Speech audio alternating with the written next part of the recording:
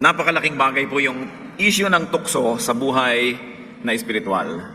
Temptation is a big deal, it's a big issue, but largely understudied. Temptation is largely even misunderstood. What is temptation really? Ano ba talaga ang ibig sabihin ng tukso ng temptation na yan? Atin pong pag-aaral ngayon, pinamagatan natin the core issue of temptation. Ano ba talaga ang puso, ang gitna, ang laman, ang diwa ng tukso? Panginoon namin sa langit, salamat sapagkat kayo Diyos na nagpapaliwanag. Papagliwanagin niyo po ang aming isip at ipaliwanag niyo po sa amin higit pa ang kahulugan ng temptation. Sa paglapit namin sa iyo, nais namin Panginoon walang hadlang, humihiling po kami ng paglilinis, pagpapatawad, buuin niyo po ang aming mga kasiraan, ituwid ang aming mga kalikuan, linisin ang mga karumihan namin. Patawarin niyo po kami sa mga kasalanan namin, sa mga pagkukulang, sa mga pagkahibang at pagkalasing sa buhay, patawarin niyo kami. Nais naming magbalik loob sa inyo, bigyan kayo ng pinakamagandang pagsamba, pinakamagandang attitude, Panginoon. At nais namin kayo maging sentro ng aming buhay. We enthrone you in our lives, rule as King, guide us and love us as Father. Lord, move in our midst and heal us, teach us, protect us from lies and falsehood. And also, Lord, we ask you, protect us from evil men, from evil spirits, and from our own weaknesses. Lead us, teach us. In the name of Jesus, your Son, our Lord, we pray. Napakalaking issue po ang temptation at makikita natin ang dalawang uri ng temptation na siguro ay pwedeng pagkuhanan ng maraming mga prinsipyo sa pag-unawa at sa pakikihamok at pakikibaka dito sa tinatawag nating tukso sa buhay. One of the greatest references is the temptation of Jesus, the so-called temptation of Jesus. Here we see clash and tension and warfare. We see the Spirit of God moving against the spirit of the devil, or more precisely, the spirit of the devil attempting to clash against the Spirit of God. And the very battleground was the person, the mind, the body of Jesus. Ang lahat ng giyera ay mayroong battleground. Itong temptation na ito, ang battleground ay ang isip, ang buong katauhan, ang buong espiritu, ang katawan ng Panginoong Jesus. Matthew chapter 4, verse 1. Then Jesus was led by the Spirit into the desert to be tempted by the devil. Pagkatapos si Jesus ay dinala ng Espiritu sa ilang upang tuksuhin ng Diablo. Nakikita po natin dito yung interaction ng good and evil, the interaction between the Spirit of God and the devil, that it was the very Spirit of God that brought Jesus to the desert, thereby to be tempted by the devil. So meron ito na interaction of the two forces. And let's take a look at the phases and the forms of the temptation of Jesus. Sa atin pong pagbabalik, tanaw dito sa panunukso kay Jesus, ay maaari tayong makakuha ng mga prinsipyo na pwede natin gamitin sa sarili nating buhay at sa mga tukso na ating natatanggap. First of all, the first temptation was about bread. May kinalaman sa tinapay na siyang pagkain noon sa Israel. Kung ano man ang pagkain sa anumang kultura, yun ang katumbas nito. Matthew 4, 2-4. After fasting 40 days and 40 nights, he was hungry. The tempter came to him and said, "If you are the Son of God, tell these stones to become bread." Jesus answered, "It is written, man does not live on bread alone, but on every word that comes from the mouth of God." So here, the deeper concept of the temptation was the clash between two ideas. It was not just about bread. One was the idea of Satan. If you are the Son of God, tell these stones to become bread. It was Satan's idea, it was Satan's word. So ang isinagot ni Jesus, it is written, man does not live on bread alone, but on every word that comes from the mouth of God. Not the word that comes from the mouth of Satan, but the word that comes from the mouth of God. And Jesus was quoting Deuteronomy chapter 8, verse 3.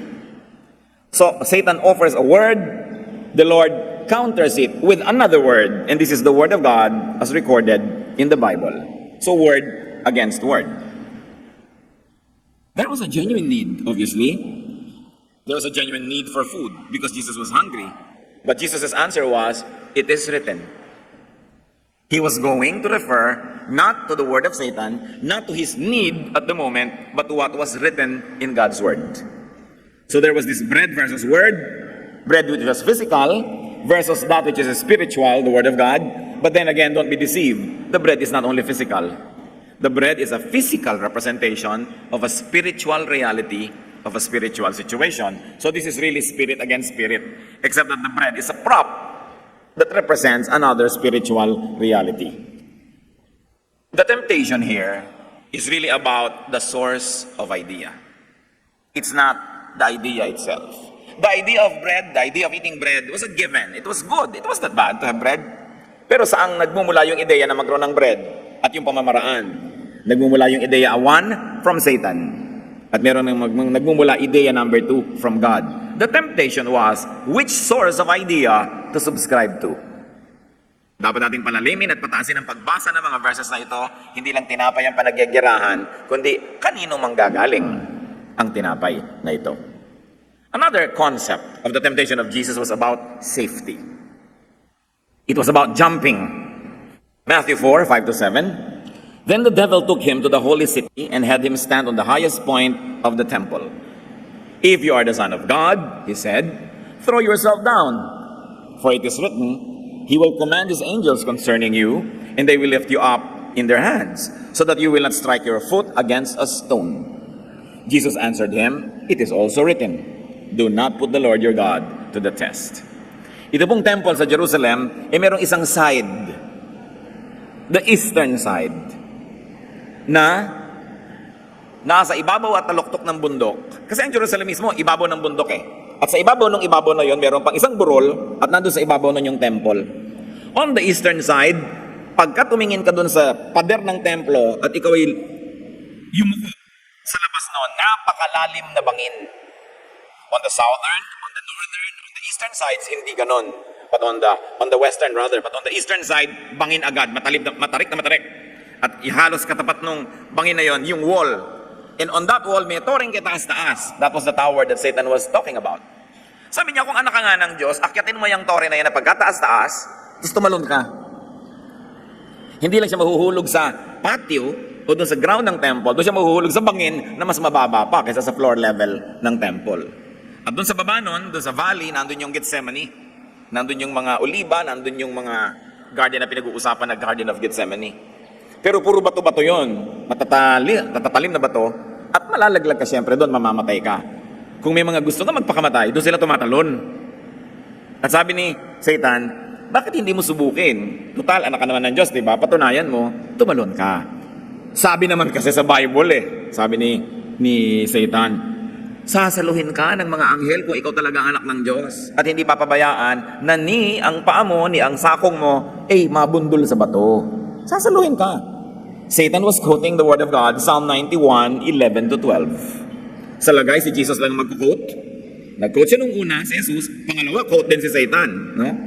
Pero sabi ng Panginoon, it is also written. Hindi lang yung sinasabi mo na written, may written pa, do not put the Lord your God to the test. Jesus was quoting Deuteronomy 6:16. Battle of wits to. Paramihan ng alam na verse. Kumusta kayo mga kapatid? Kumusta tayo pagka nag-battle of wits sa mga verses? May makukot naman kaya tayo dyan. Kasi ang tunay na labanan, gaano mo kaalam ang salita ng Diyos? Kasi kung alam mo yon, meron kang ilalabas sa sandata.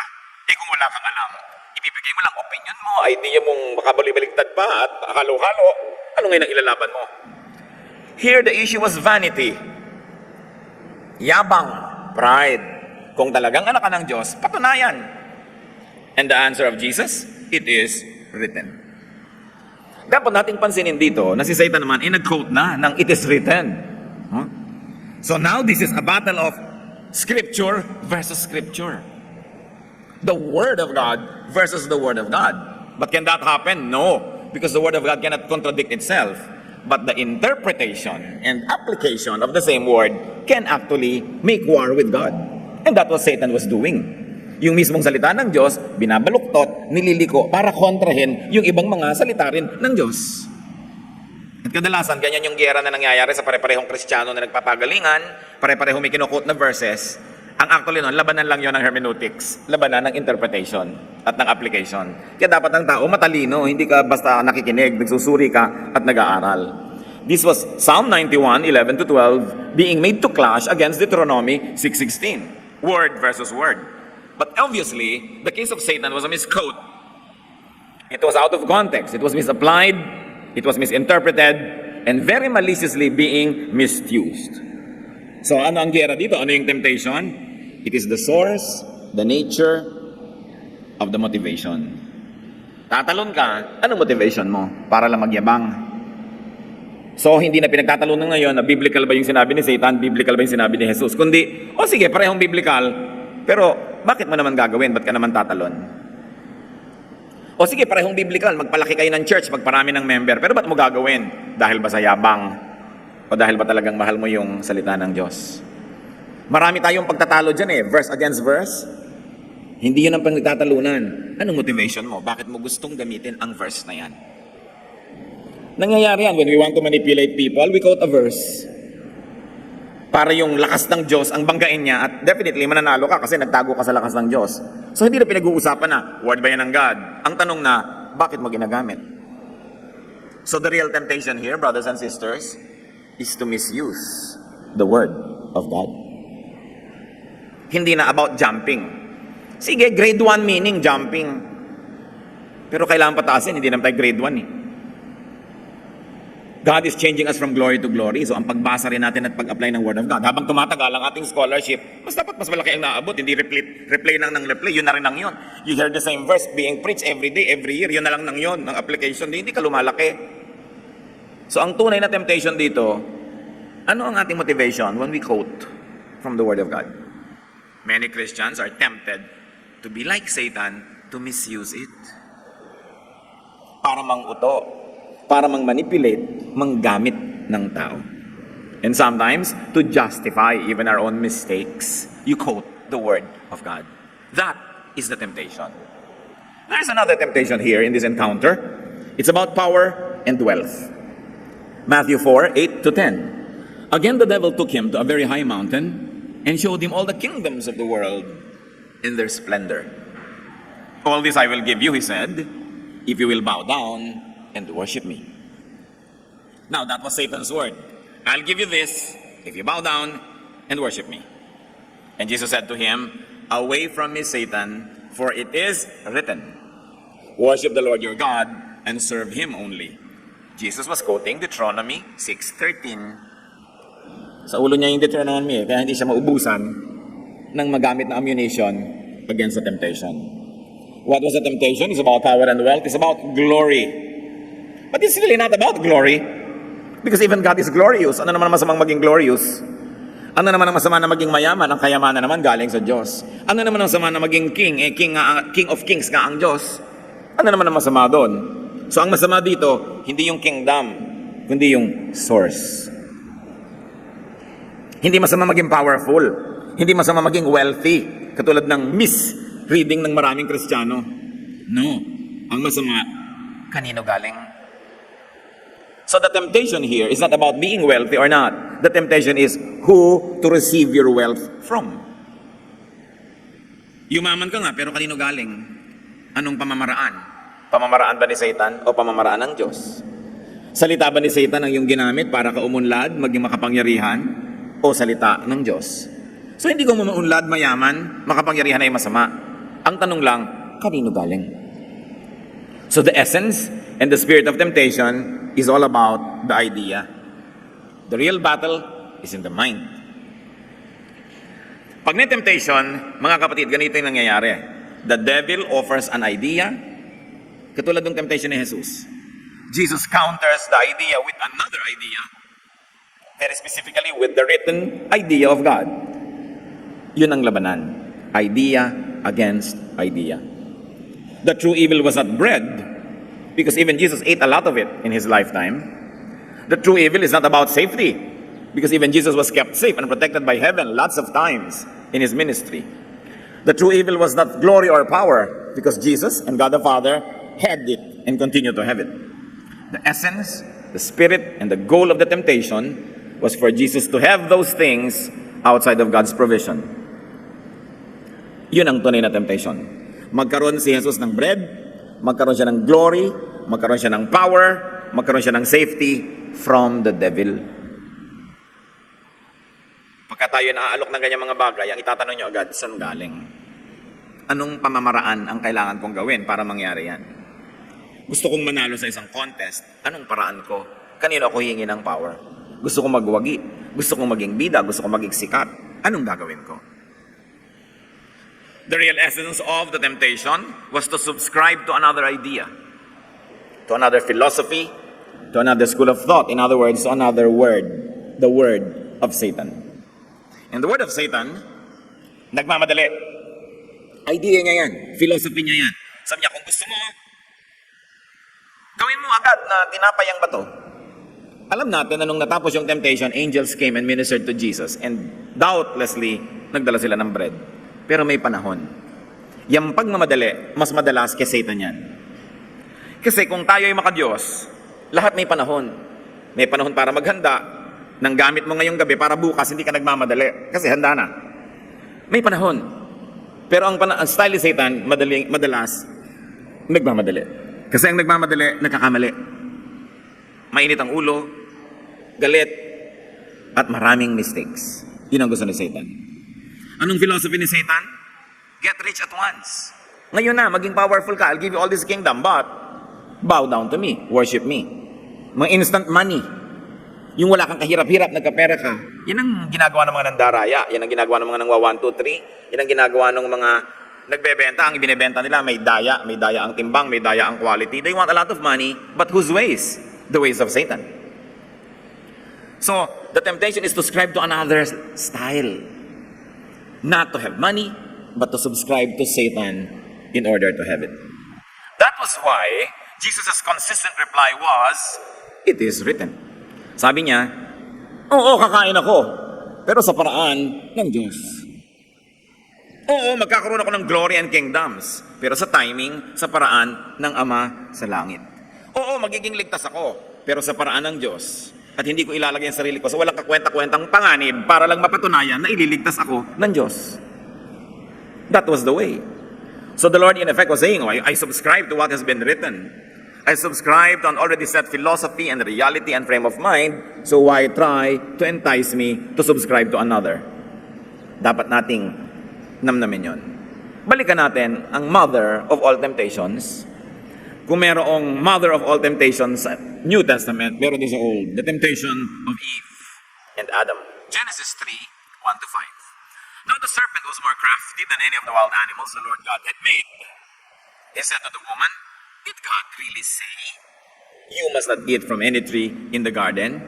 You see, Satan was trying to question the idea of God that Adam and Eve should not eat fruit A. So, ang ina-attack ni Satan, hindi Diyos, yung idea. Talaga nga ba? Sabi nga ba? Verse 2. The woman said to the serpent, we may eat fruit from the trees in the garden, but God said, you must not eat fruit from the tree that is in the middle of the garden, and you must not touch it, or you will die. You will not surely die. So Eve says, God said, will die. Satan says, you will not. This is idea against idea. The serpent said to the woman, for God knows that when you eat of it, your eyes will be opened, and you will be like God, knowing good and evil. There was idea one of God, don't eat. Satan offers a contradictory idea, eat. Hindi mo kailangan maging malinaw ang mata para makita mo na naglalabanan yung dalawang ideya. Eat, don't eat. Mahirap magmaintindihan yun. Pero dahil ang linaw-linaw na makita na ito'y magkakontra, at ang linaw-linaw na dapat doon sa sinabi ka ng Diyos sumunod, binulag ni Satan ang mata ni Eve sa katotohanan na yon. Naglagay siya ng offer. Sabi ng Diyos, don't eat. Sabi naman ni Satan, eat. May bonus. You will be like God if you ate. Your eyes will be opened. Ang totoo, the eyes were being closed. Baligtad, ha? The eyes were being blinded by Satan, but Satan offered a very tempting concept. Huwag kang mag-subscribe sa A, dito ka sa B, may bonus ito, may advantage. Magiging para ka rin Diyos. At dahil doon sa dagdag na yon, nabulag talaga si Eve. Halos lahat ng may dagdag, mga kapatid, baka may kasamang trick. Bilhin mo ang produktong ito, may kasamang tabo. Siguro mag-expire na yung product, kaya kailangan samahan ng tabo o balde o kalamansi o sabon o shampoo para mo bilhin. Ikaw naman, nasakim ka doon sa tabo, pinili mo si produktong luma na pala o wala palang kwenta, walang bumibili, kaya ayan, sinasamahan ng tabo. Love ka ba nung tindahan? Bumibili ka na ng isang produkto, bibigyan ka ba ng tabo? No way, hindi ka nun love. Binubulag ka. The store is appealing to your greed. Diba? Yung sale, love ka ba ng store dahil sale? Paano ka magiging love niyan eh? Kasi pagtubuan ka, bakit may sale? Yun ang pambulag. Usually, mga sale sa lean months, lean seasons, yung walang namimili. So, gusto niya pati oras na hindi shopping, hindi naman Pasko, hindi naman kung ano. Iimbento pa yung store para bumili ka na naman, makuha na naman niya yung pera mo. Bulag na bulag ka naman, sale. Dating 1,000, ngayon 200 naman. Naniwala ka. Yun, may pambulag. Yung mga magulang, pag may mga anak silang hindi maligawan, ligawan mo anak ko, may mana yan. May pambulag. No? Ikaw nun, mana yung nagustuhan mo. Sige. Nasa kim ang tao. Bistado na natin si Satan, luma na yung style na yan eh. Tatandaan nyo, basta may pambulag, may itinatago. Pag may concealer ang mukha ng katabi nyo, may itinatago. Di ba? Laging may itinatago ang tao. May mga pad dito, may mga pad doon, may itinatago. Ngayon, may itinatago, hindi naman masamang itago. Pero maraming itinatago na pag hindi mo nakita, lugi ka. Sabi ni Lady Macbeth, look like an innocent flower, but be the serpent under it. Akala mo bulaklak yung pinipitas mo, ahas pala, na nagaan yung bulaklak lamang. At nung iyong hawakan ay bigla kang tinuklaw. Sabi ni Satan, you will not die, believe me. Sabi ni Eve, why will I believe you? Well, magiging kang parang Diyos. Parang attractive yata yan. Sige na nga, may pambulag. It was a God said versus the serpent said. It was an issue of whose words Eve would subscribe to. Once more, the temptation is not about fruit. It was about a clash between two ideas and identities. Sabi ng Diyos, huwag kainin. Sabi ni Satan, kainin. May benefit na inalok, kinain. The fall happened when Eve and Adam subscribed to the serpent's idea, to the serpent's way. Mixed the words of God, that's what Adam and Eve did, and of the serpent in their minds and their deeds. Pinaghalo nila yung concept ni Satan at concept ng Diyos. By mixing the two ideas, they became impure. And then, they abandoned being holy for God, buong-buong para sa Diyos, and became impure. They became defiled, they became mixed up. Ito ang tunay na diwa ng temptation, mga kapatid. Na yung buo ka, hahatiin ka. Buong-buo kang husband, hahatiin ka ni kumare, naging dalawang asawa mo, hati ka. Buong-buo kang magulang, inagaw ka ng bisyo, ang pera mo na nagpunta na sa kasino, nagpunta na sa alak, nahati ka. Hindi ka na buong magulang. Buong-buo ang iyong honesty, natukso kang magnakaw, hati ka na. Ang totoong kasalanan dito ay yung mahati. Kasi ang taong hati, walang mararating. Yoyo man at kalahati, hindi iikot. Turumpo man at kalahati, hindi iikot. Kahit ano, dapat buo. At ang Diyos, ang number one niyang turo, ay maging buo ka. Hindi hati. Kaya di ba tinuturo? Pag may doubt ka, walang mangyayari. Hati ka eh. May kalahati sa iyong naniniwala, may kalahating nagda-doubt. Sabi sa Bible, ay huwag kang umasa na may mapapala ka. Kailangan buong-buo ang pananalig. Hindi pwedeng hati. Meron kang pag-ibig sa isang tao, tas hati dahil may kahating iba, ano mangyayari sa iyo? Lagi kang hati. Sila rin, ikakalahati lang naman kukuha. Everybody's going to be miserable. The whole concept of spirituality and godliness is about being whole. Buo ka. Walang pag-aagam-agam, walang pagdududa. Yan ang nagiging mga bayani. Yan ang nagiging achievers. Yung buong buo ang loob. At tayo man, ayaw natin nung hati ang loob. Gusto natin, buo ang loob niya. Ayaw natin nung nakuna, mahina ang loob niyan. Gusto natin, matatag ang loob niyan. Buo. Kasi pag buo ka sa loob, lahat ng gagawin mo, buo rin. That's why when you believe in a project wholeheartedly, you will achieve something. Pero kung kalakalahati lang paniniwala mo, walang mangyayari. The concept of purity, the concept of oneness and wholeness is a very basic biblical idea. And this is purity in thought, in spirit, not just in form. Kaya mga iba, ay naku, huwag kayo maglo-Lord Supper ng puto, syncretism yan, mahahati-hati kayo. Form lang yan eh, ang mahalaga, buo ba sa concept mo, ba't ka naglo-Lord Supper? Ba't mo ginagawa yan? Anong kahulugan nun sa'yo? Yung form, hindi yan ang topic. Para rin yan yung bread, yan din yung city, yan din yung kingdom, yan yung fruit. Hindi yan ang topic. Ang topic, ano yung diwa sa likod niyan? Naintindihan mo ba? At buo ka ba? Sin is transgression of the law, of the word, of the philosophy of God. Therefore, sin is subscribing to another school of thought that is not the school of thought of God. Kaya ang repentance is confession of sin. It is cleansing from impurity, elimination of impurity, the restoration by returning to the one word, one idea, one mind. Kaya pati sa New Testament, itinuturo, one church, one faith, one baptism. Ibig sabihin, oneness. Lagi sasabihin, you should be one. Don't be divided. Hear, O Israel, God is one. So ang tanong, buo ka ba kapatid? Husband ka, dapat of one wife para buo ka. Dapat ikaw kung janitor na janitor ka, ano ibig sabihin? Ginagawa mo lahat ng duty mo, pero yung text ka ng text, hati ka nun. Binabayaran yung oras mo para maglinis, text ka ng text, layas ka ng layas, takas ka ng takas, hati. Guardia ka, binabayaran ka para magbantay, tapos tulog ka, hati. Huwag mong asahan na pagpapalayan ka ng langit. Madaya mo man ang employer mo, magpanggap ka manggising, pagtakpan ka man ng mga kasama mo, ang Diyos ba, hindi ka halata, hindi ka bistado, kanino ba manggagaling ang blessing, di ba sa Diyos? So huwag kang umasa na pagpapalain ka. Kailangan ang isip buo. Romans 12:2, do not conform any longer to the pattern of this world, but be transformed by the renewing of your mind. Kailangan baguhin ang isip, gawing isa. Then you will be able to test and approve what God's will is, His good, pleasing, and perfect will. So, anong ibig sabihin nito? That the mind, na naligaw ng landas, kung kani-kanino nakinig, kung kani-kanino sumunod, ano yung pagbabalik loob sa Diyos? Ibalik ang utak sa Diyos. Be changed by the renewing of your mind. Mag-isip ka uli according to the thoughts of God. I-apply mo uli sa buhay mo ang philosophy of God, methods of God. Yun ang pagbabalik loob. Hindi dipa ng dipa, dasal ng dasal, praise the Lord. Hindi yon. Ibalik mo ang takbo ng utak mo, umaayon at sumusunod sa utak ng Diyos. Iyon ang kabanalan. Hindi yung long sleeves, hindi yung nakasara yung damit lagi na parang kang ibuburol, hindi ang lahat ng kanta mo ay mababagal lang at mahihina. Hindi yun ang kabanalan. Ang kabanalan, ang kalinisan, ang pagiging buo, buo ang isip mo nakasunod sa pag-iisip ng Diyos. It is in the mind. Napaka-importante. Kaya sa Luke 8:1-2, after Jesus traveled from one town and village to another, proclaiming the good news of the kingdom of God.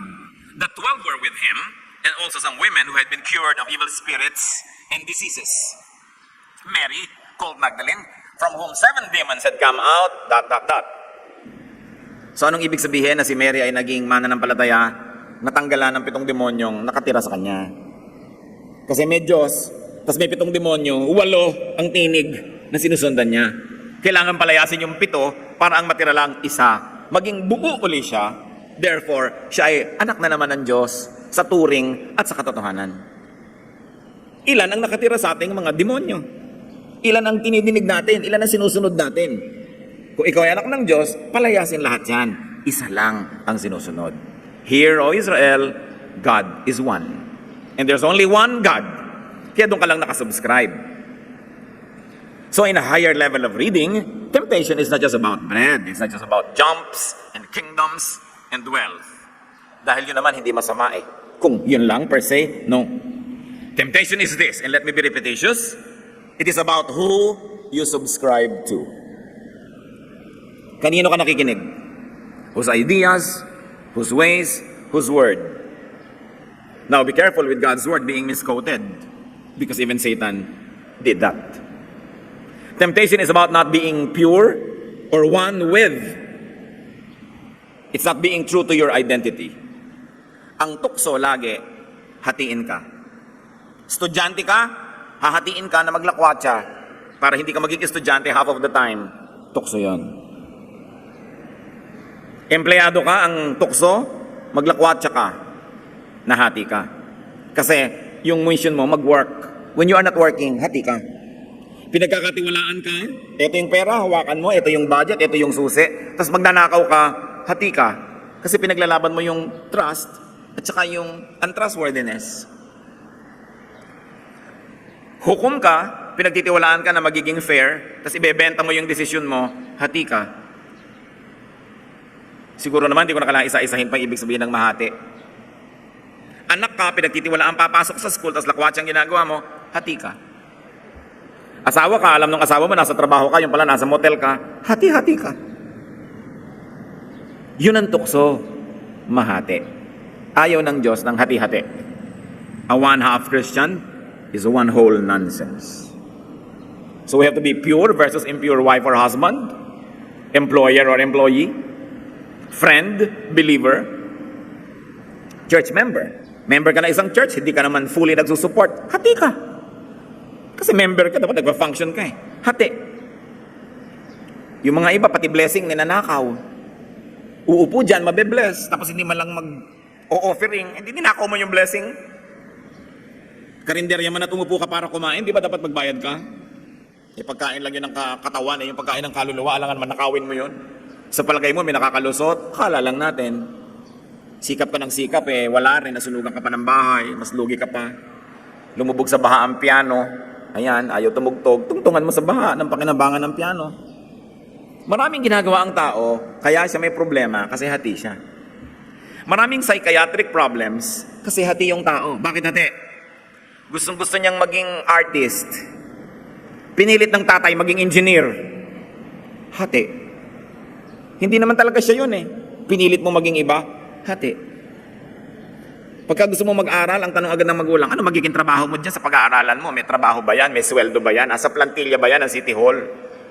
Pag wala, ayaw ni magulang. Alam niyo, maraming magulang sila ang dahilan, kaya hati ang anak. Ayaw nilang pagbigyan kung ano yung likas, ano yung totoo, ano yung talent, ano yung inclination. Ipipilit nila. Dentist tayong lahat, kailangan maging dentist ka. Bakit ka magbabalay dancer? Walang pera dyan. O nag-dentist, pero hati. Nung 60 years old, nasa mental hospital. Kasi hati, ayaw na ayaw niya makakita ng mga ngalangala, tapos yun ang papatingnan mo sa kanya habang buhay dahil lang may kita doon, hati. Mga kapatid, mag-isip-isip tayo ha. Baka kayo hati.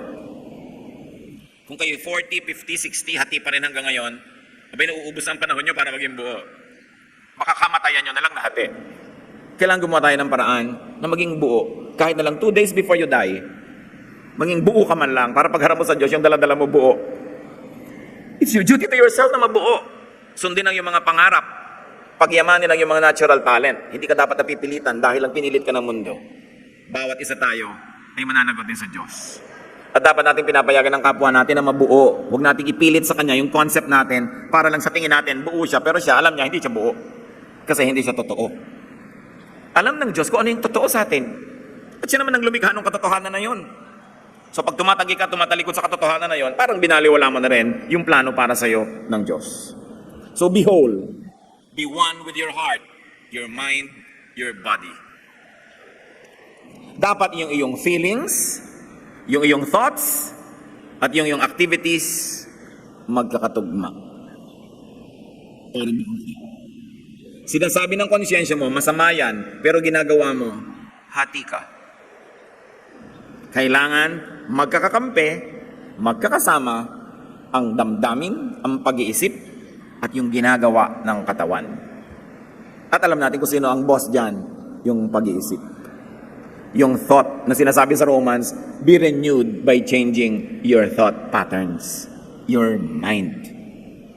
Pagka ang iniisip mo, nararamdaman mo at ginagawa mo yung iba-iba, magkakasakit ka kung wala ka pang sakit. Kasi hindi ka buo. Kaya nung araw sinasabi nila marami nakukulam sa probinsya. Sabi nila marami na po possess. Kasi anong araw, lalo na sa mga very conservative communities, ang mga tao hati. Ang mga anak hindi nila nagagawa yung gusto nila. Ang sinusunod lang nila yung gusto ng magulang. O yung gusto ng community. Pag may iba kang gustong gawin, machichismis ka, paparusahan ka ng community. Kakantsawan ka, mapaparusahan ka. Pinaparusahan kasi ng community yung individual pagka hindi nagko-conform sa kagustuhan ng karamihan. Kaya sa mga ganyang baryo at sa mga bahay na mahihigpit masyado ang mga magulang, doon maraming mga tinatawag nating nasisiraan ng bait. Tingnan nyo si Sisa, nasiraan ng bait. Kasi gusto niya kasama ang kanyang mga anak. Pero pinaghiwalay sila ng kalupitan ng sistema ng lipunan. Nabaliw siya. Kasi hindi nagagawa ng kanyang katawan yung gusto ng kanyang puso at hinihingi ng kanyang damdamin. Sa mga pamilya na ang higpit ng magulang, biglang dyan yung may mga nakukulam, kung ano na nangyayari, minumura bigla ng anak yung magulang. Kasi possessed, pinagpapasensyahan kasi possessed. Ang hindi alam ng marami, hindi naman talaga possessed yun. It is a psychiatric situation wherein the reality in you could not be given space to express itself. Therefore, it does something to be able to express itself nagiging luka-luka, nagiging possessed kunwari, para magawa pa rin yung gusto. Because there is a lot of repression. It is a coping mechanism. Pati ang kabaliwan is a coping mechanism. Sa No Limitang Hires, si Piloso Potasio, iniisip ng mga tao baliw. At tinanong siya ng isang matalinong kabataan, bakit mo hinahayaan yun? Akala nila baliw kayo. Sabi niya, kasi habang iniisip nilang baliw ako, pwede ko sabihin lahat ng gusto ko sabihin. Kaya hindi bali nang isipin nilang baliw ako, masabi ko lang yung gusto ko. Kesa sa akala nila, hindi ako baliw, pero lahat ng gusto ko sabihin, sinisikil ko. One of the greatest gifts that we can give to our fellow men, especially to your loved ones, is to allow them to be true to themselves. Para hindi na sila kailangan mabaliw o mapossess pa. At kung ano-ano pa. Nakita niyo yung panahon ni Jesus, ang daming possessed. Kasi very repressed yung society noon. Wala kang magawa. Pinaghaharian ka ng magulang, pinaghaharian ka ng templo, pinaghaharian ka ng gobyerno. May gobyerno pa ng Israel, may gobyerno pa ng Roma. Pinaghaharian ka ng tradisyon. At ikaw ay pinaghaharian ng sobrang kahirapan. Hindi mo na magawa ang gusto mo. Kaya ang dami, akala nila possessed. But those are just repressed people. And their subconscious does something so that they could be real to themselves. Yan ang temptation, mahati. Kaya maging sa pananalig, dapat buo.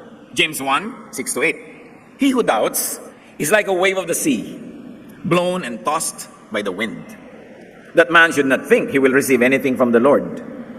He is a double-minded man, unstable in all he does. So ayaw ng Bible ng double-minded. Yung lagi nagdadalawang loob, nagdadalawang isip, nalilito. Sabi, wala kang mararating.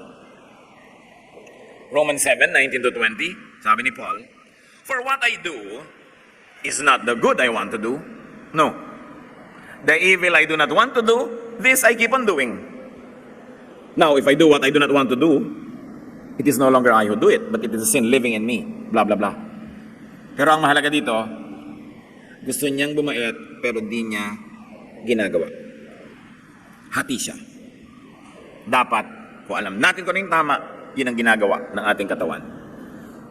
Do not violate your own conscience. Lalo't ang konsyensya na yan ay nakaayon sa salita ng Diyos, pakinggan yan. Romans 14:23, but the man who has doubts is condemned if he eats, because he is eating it not from faith. And everything that does not come from faith is sin. Sabi niya, ikaw pala sa konsyensya mo, hindi ka dapat kumain yan, tapos kinakain mo, ay nagkakasala ka kasi nilalabag mo yung konsyensya mo. Pero siya, sa konsyensya niya, hindi naman siya nababother, hayaan mo siya, hindi niya nilalabag ang konsyensya niya. Kaya kailangan, ito yung tinasabi dyan, makinig ka sa yung tinig. So temptation is to be divided, to be confused, to be cut off from God's ways and thoughts, to be untrue to one's godly identity. And it is to be submissive to Satan's thoughts and ways. It's not the bread that's the issue. The issue is, who do you believe in? So saan tayo hati, mga kapatid? Between good and evil?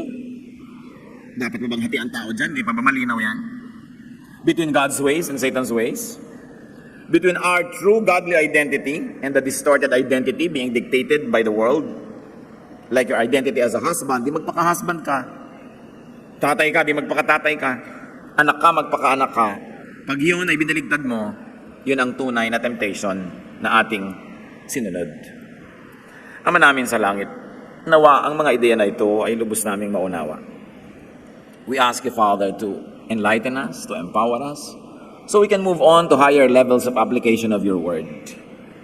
Makita namin, Panginoon, na ang temptation ay yung naghahati sa amin. Turuan mo kami, Panginoon, na maging buo sa kabutihan, buo sa pagiging makadiyos, buo sa iyong panig, at hindi namin ipinahihiram, ipinamimigay ang kalakalahati ng aming puso, kalakalahati ng aming katawan, ng aming paglilingkod, ng aming oras, maging buo kami.